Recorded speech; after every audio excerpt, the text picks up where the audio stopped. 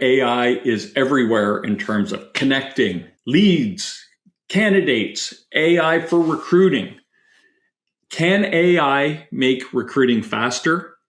And can it do the human elements of recruiting your business needs? Welcome to the KeyHire Small Business Podcast, hosted by Harlock, creator of KeyHire Solutions, where small business owners learn how to build stronger teams, simplify growth, and scale confidently. Subscribe or follow on your favorite platform, and follow KeyHire Solutions on social media for more insights and updates between episodes. To learn more about how KeyHire can help scale your business, visit keyhire.solutions. Connect with Corey on LinkedIn through the link in the show notes. Mention you're a listener, and he'll accept your request. And now, on with the show. Here's your host, Corey Harlock.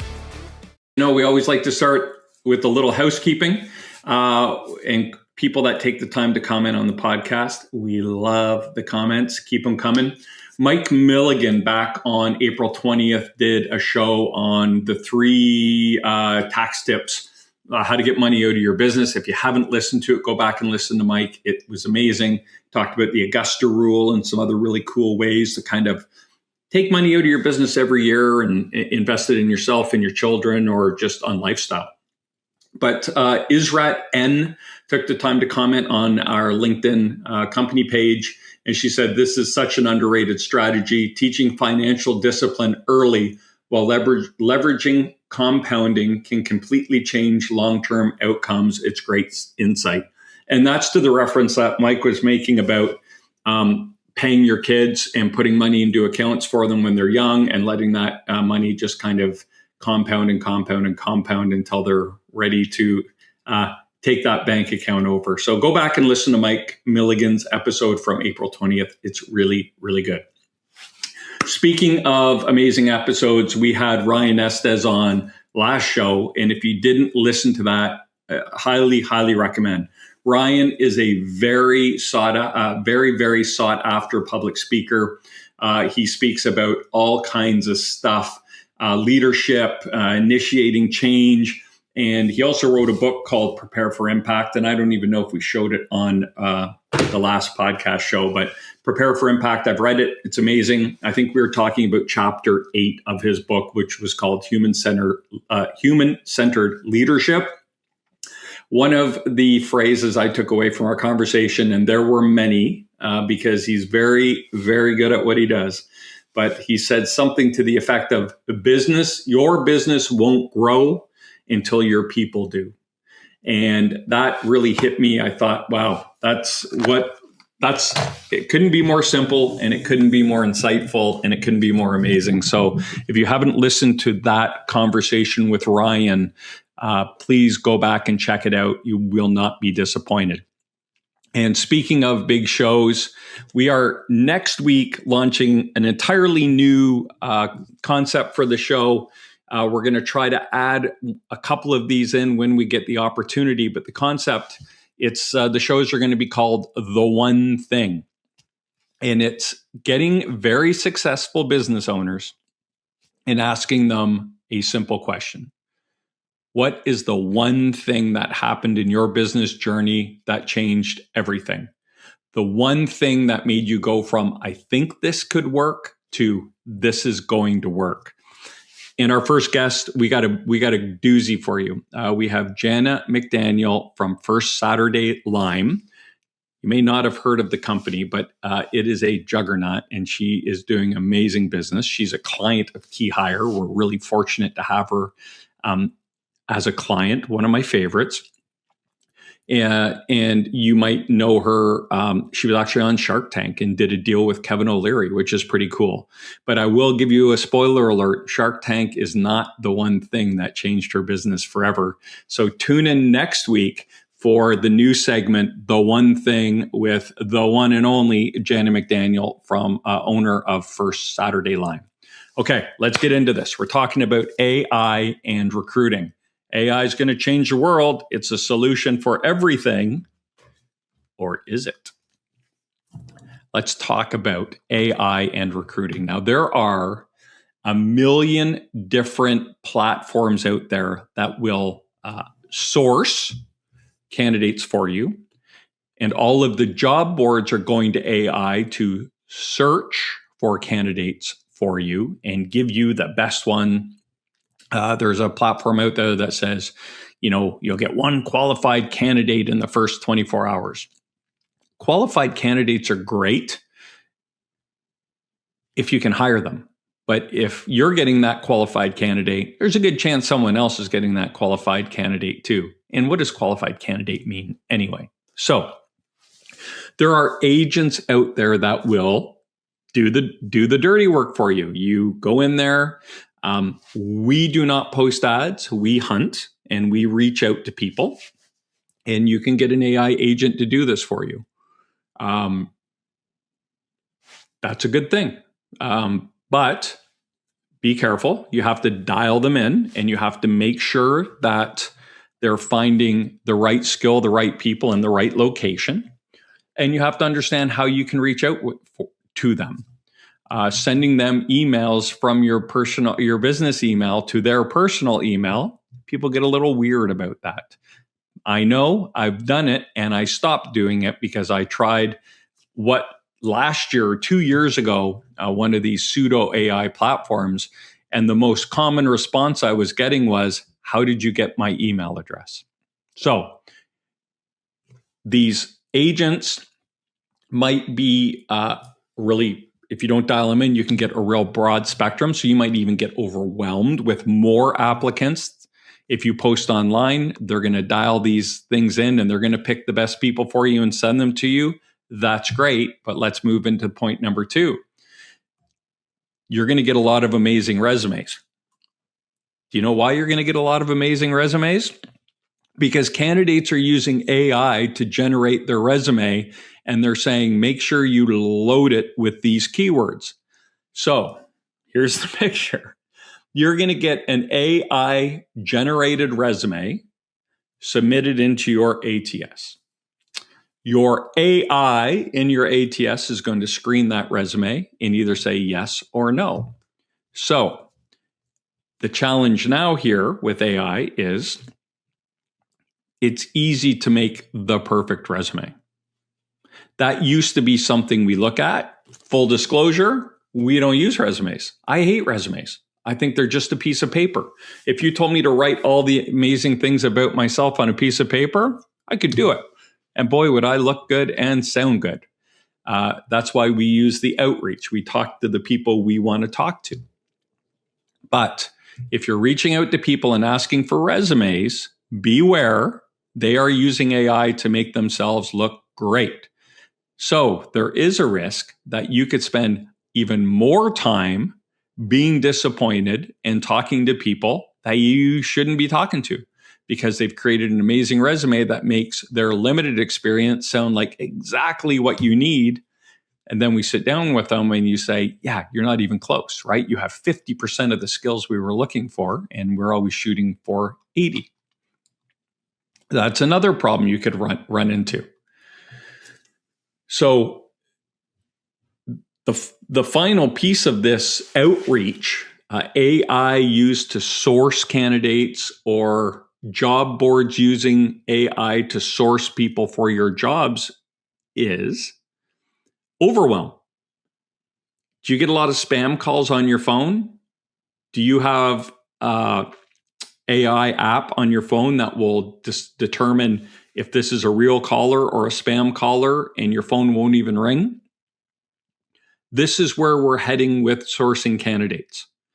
The next wave of AI agents will be on the candidate side saying, hey, do you want us to screen and sort and respond to all of these options and in-mails and messages and opportunities that are being sent to you?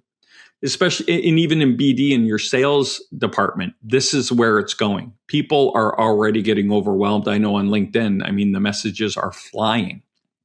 And people are going to, or LinkedIn or the platform is going to have to do something to manage it, because when it becomes noise, how do you rise above the noise? And I don't know the answer to that. I don't know what it is, but I know texting people, using AI to get their personal information to text them, doesn't go over well. People don't enjoy having strangers text them saying, hey, are you looking for a job? That's akin to, hey, I'm a prince from Nigeria and I just need a little cash. It doesn't work. Hitting people on their personal emails when they haven't given you their personal email doesn't work. So you got to go through these professional platforms like the job boards or like LinkedIn or like a professional organization. And you have to find the right way to approach these people with the right language in a way that makes them feel engaged. The best people are going to get the most offers and the most attention. So you're just going to be another one of those people. I think what AI is going to do in the hiring space is it's going to make it very noisy. It's going to make it very, a lot of it can be automated, but to a fault. And so now I want to walk through, we know AI can be beneficial. It's going to be detrimental in a few spots too. So let's be careful how we use it. So let's kind of walk through the hiring process and maybe talk about some ways that you could use AI and how it could benefit you and your hiring process, but also some watch outs, because hiring is one area of your business that you can't replace the entire process with AI. You need the human connection. You need eyeballs on people. You need to interact with them. You need to ask them the questions.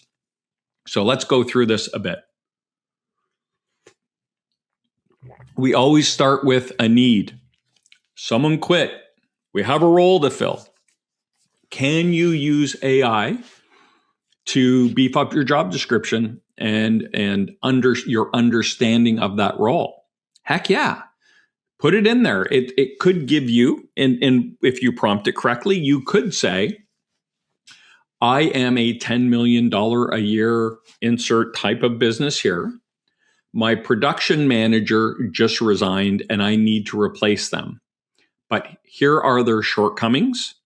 Here are the skills that I thought the skills that they had that I thought were a really good match for the business. Here's a key. My goal is to grow to $50 million. If I'm going to hire a new production manager, can you do some research and tell me what specific pieces of experience and skills, not personality type, we'll deal with that later, I would need in this person? And it could spit it out for you. And it's going to give you a huge list, and then you're going to have to dwindle it down because you have people in your business that maybe can do some of it. But yeah, can you help? Can AI help you with your job profiles, job descriptions in terms of what you're looking for? Heck yeah, it can. Now, what's one of the top 3 biggest mistakes business owners make when they hire? Number 1 is they don't clearly define the role. So we can do this pretty quick. You could spend a half hour, 45 minutes in front of your computer having a conversation with whatever AI software you use, and you could probably clearly define this role. You could feed your org chart into it. You could really understand what it is. Great.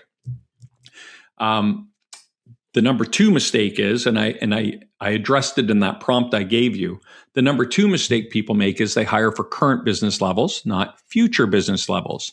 At KeyHire, we like to say, don't hire for your $10 million business. Hire for your $50 million a year business currently doing 10. Hire for capacity. And in that prompt, you notice I put, I'm currently doing $10 million and I want to get to $50 million. I need to hire a production manager who can get me there. What skills and experience should I be looking for? So we've killed two of the biggest mistakes with one stone. AI can help you for sure. Now you're going to have to tweak it, right? Your business is unique and different. And you're going to want to read that over. Don't just, oh, this looks great, copy, paste, and send it out there.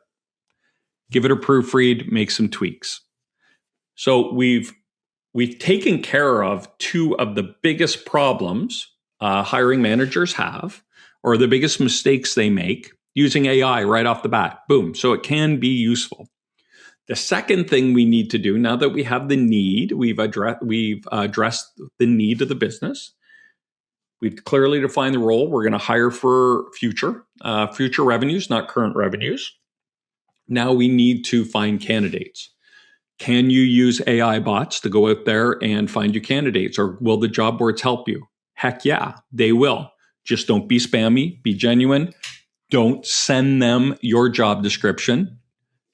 You don't read your job descriptions, and I guarantee you a really good person on the market who's perfect for you is not going to be jacked about getting your job description. So you need to language in a way that is exciting.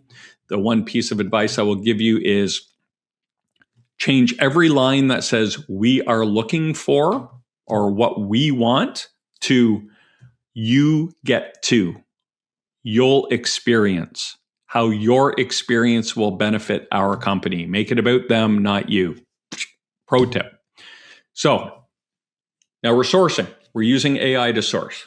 Here's where it gets tricky because hiring is all about speed. I've talked about this a lot. Good people are on the market on average 10 business days, 2 weeks from the time they start looking for a job till the time they're off the market. We're in a bit of a different time now. There are more people on the market. Now, certain industries are laying off. Certain industries are hiring. And those people, many of them do not have the transferable skills you're looking for.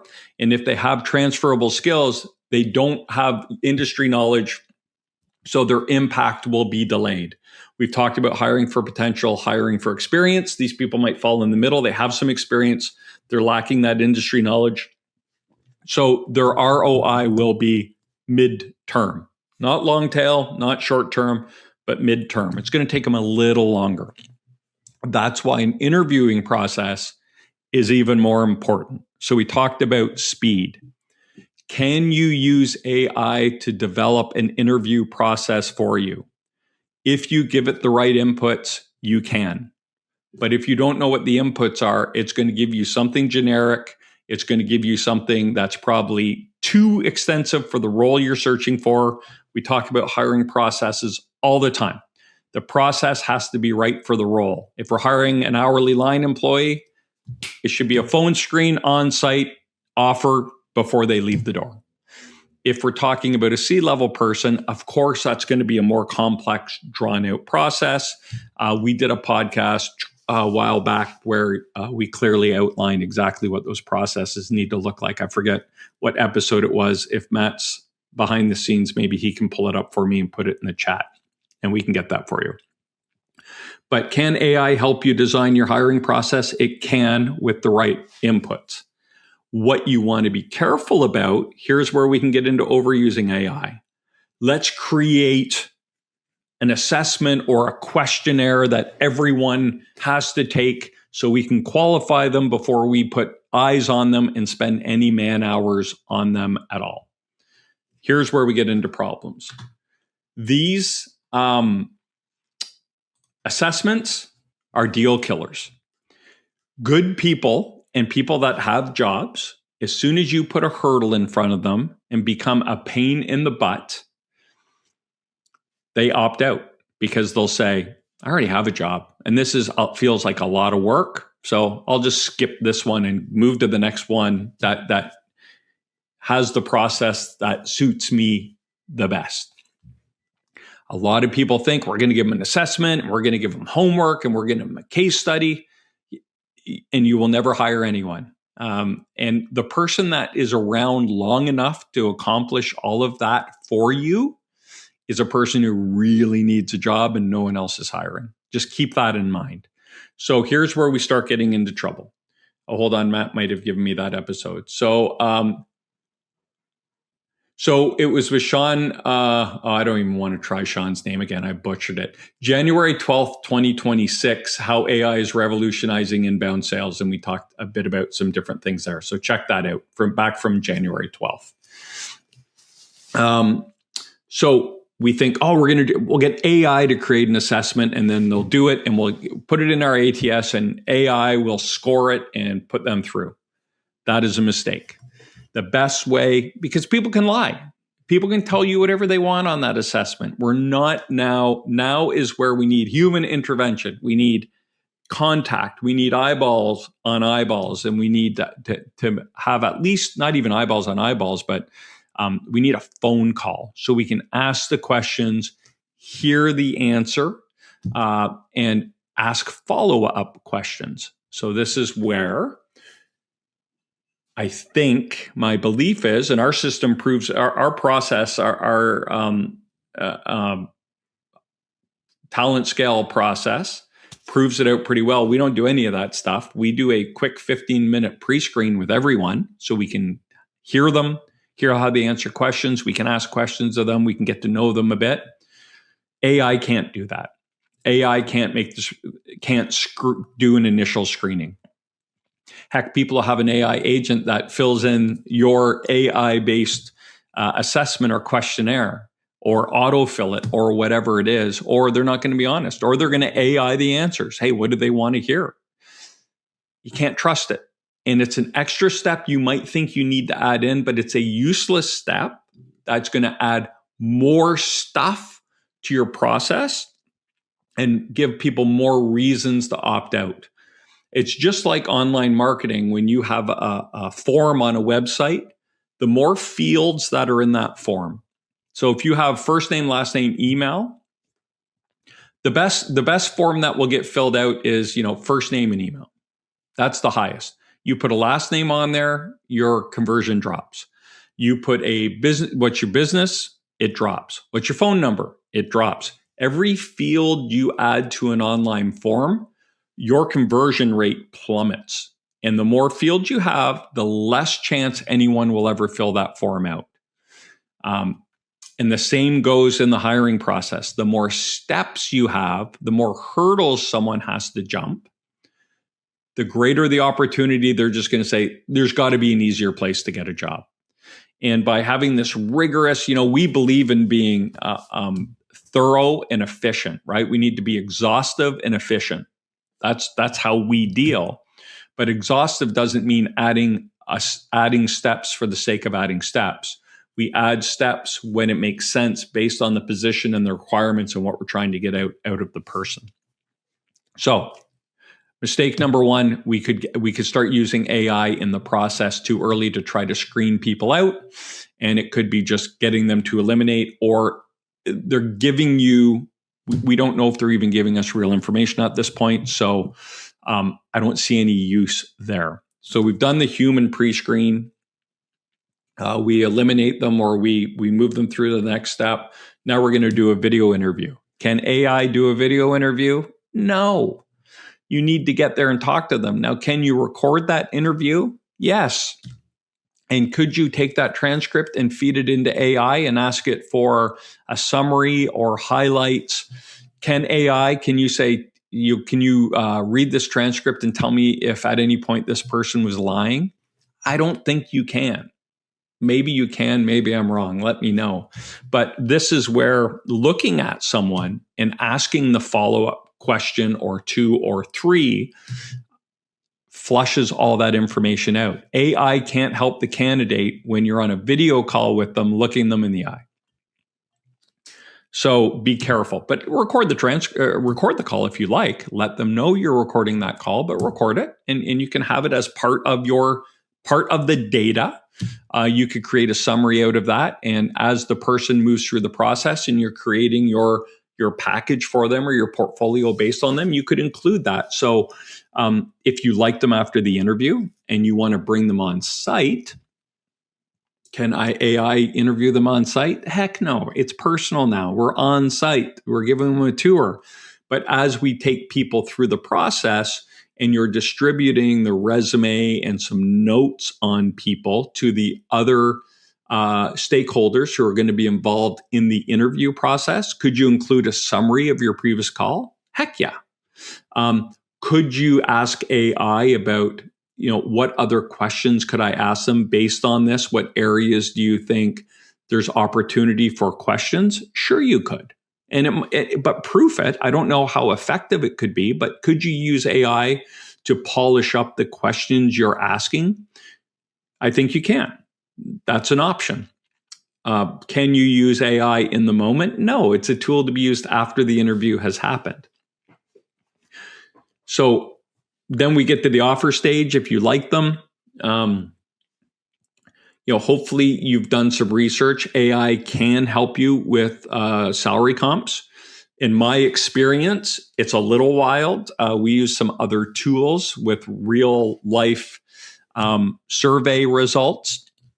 AI is going to go on to Indeed and all the other, anything that's posted that has a salary associated with it, with that job title or similar job title, and it's going to give you a range. It'll be a pretty wild range because it doesn't have access to get in the back door of these larger softwares and platforms that deal in salary. They're going to protect that information. So be careful. But some of those, Indeed and some of the other job sites, they have a salary tool, and it's okay. Just understand that salary range they're going to give you is going to be broad and vague. And I've talked a lot. I'm not going to get on my rant about salary ranges right now, but be careful with salary ranges using AI right now. Maybe it'll get dialed in with more information that it gets and comes out with, but it might be in the ballpark. It might not. Sometimes it comes back with some crazy high numbers. And it's like it's working for the candidate trying to negotiate for them, which it cannot do. So once you get to the offer stage, make sure you communicate on the phone, not via email, with a candidate about their expectations to reconfirm what they are. You should have gotten them up front, but now let's check in on them. If you send an email, what can that candidate do? They can take all the information that you gave them, feed it into AI and say, is this a reasonable offer? And if AI's numbers are off, they might come back and say, yeah, no, I'm going to need more, or your PTO is way off, or whatever it is. I always want to do it with them verbally. We're building a relationship here. You want to have a nice, honest conversation. Doing it via email, people get brave. Candidates can get brave, and it's easy for them to type and send a big ask. I know business owners then get a little defensive about that, and they can take it personally. That what does this person think? That's not what we talked about, and now we've wasted all this time, and this thing can go downhill in a hurry. So get in there and have that personal conversation. AI should not be having the salary conversation for you. That is probably, at that moment, it's the most important human interaction we can have. We're excited about someone. We see them fitting into their team. They spent time with us. Hopefully they're excited to be a part of our team. Let's keep the human interaction going. Lots of people are going to do it by email. And people really, really appreciate it when you can do it in person. In fact, our practice is when we'll call them and say, hey, when we first started this process, we have our 7 candidate driver analysis that we fill out for every candidate and client. And so we'll go back and review that. When we started this process on day one, here are all the things you told me. Here's the salary expectation you had. You're on benefits. You have a 401k. Here's the percentage. Here's what your incentives look like. Here's your PTO. Here's what your schedule currently looks like. Is that all still true? And sometimes they might say, in our, I've experienced this where they'll say, now I know more about the job. I think my expectation for salary is a little low. I think I'd like to adjust that, and we'll have the conversation. And if I think they're being fair and realistic and genuine, that's great. And I have no problem taking that back to our clients and saying, hey, here's a conversation we had. If I think they're being unrealistic, I will call it out. And I've had incidents where I've gone back to the client and said, they're getting greedy here. I'm not sure. My spidey senses are tingling. What would you like to do? And sometimes we pulled the plug and said, yeah, we're not going to move forward with them. We don't like the way they're negotiating. But you can't do that via email, or you can. It'll go south a lot faster if you do it via email. So once we get that information, when it comes to offer time, I'll go back and say that. Then I'll go back to my client and say, here's what we need to write in the offer. Then once I get the offer, I will email it. I'll call them and say, hey, I'll text them first, and say, do you have time to talk for 10 minutes? And they'll say, yeah, give me a call in whatever, 15 or at 2 o'clock. I'll call them at that time and I'll say, are you close to your computer? And they'll say, yeah. And I say, great, I'm sending you something. And I will send them the offer. And I will say, let me know when you open it up. I just want to go through this with you and answer any questions you have in real time.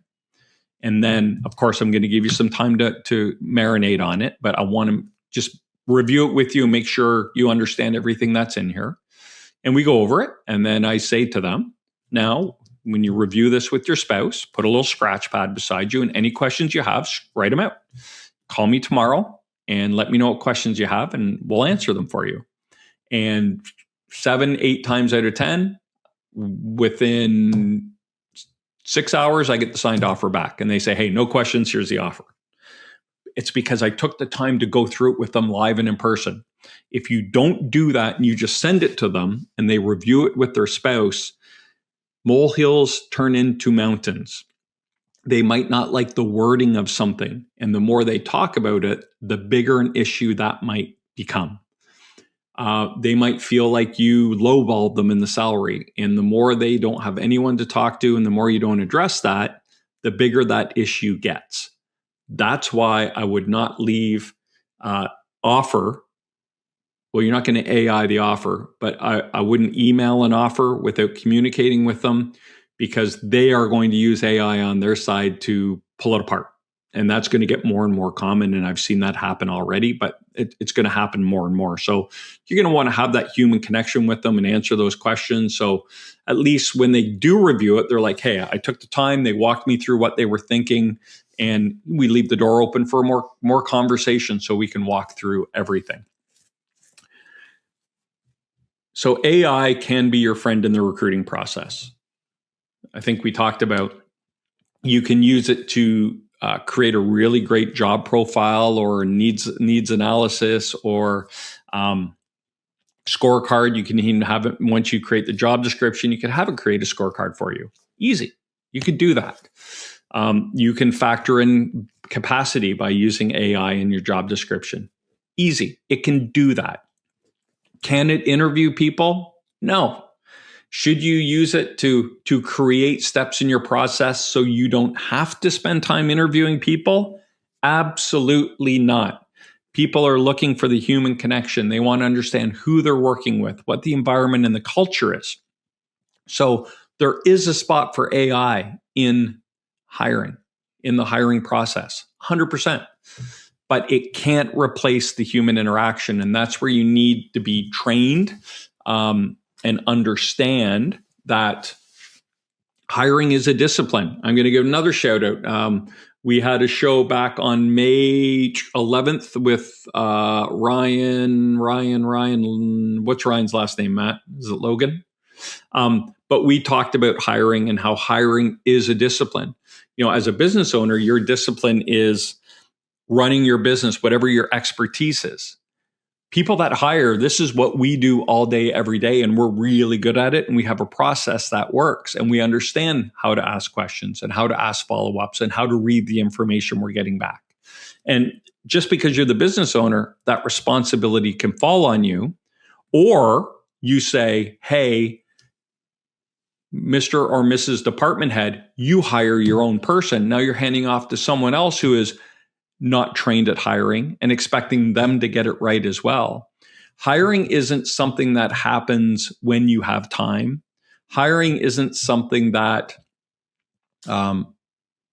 is a generalist duty. Hiring isn't something you add on to someone's to-do list.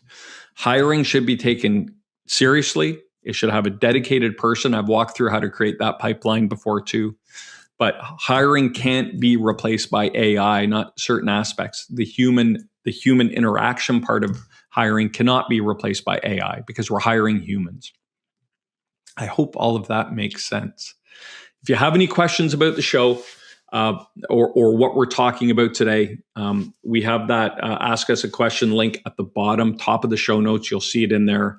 We also have a white paper called the Small Business Hiring Playbook, the 7 Biggest Hiring Mistakes.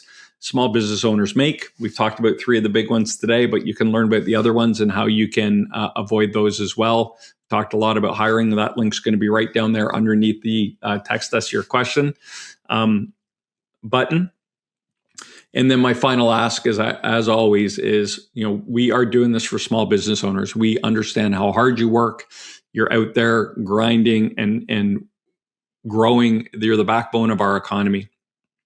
And we want to help as many small business owners as possible. And something as small as following us on whatever platform you're listening to, the more followers and subscribers we get on Apple, Spotify, wherever, the higher the ranks we climb, the more we get suggested, and the more people can listen to us, and the more exposure we get. So would it be a bad idea to hit a follow for us? I'll let you answer that. I'm hoping the answer is, nah, I'm happy to give you a follow. All right, that's the show for today. My name's Corey Harlock. I've been your host. Until next time, stop grinding, start growing.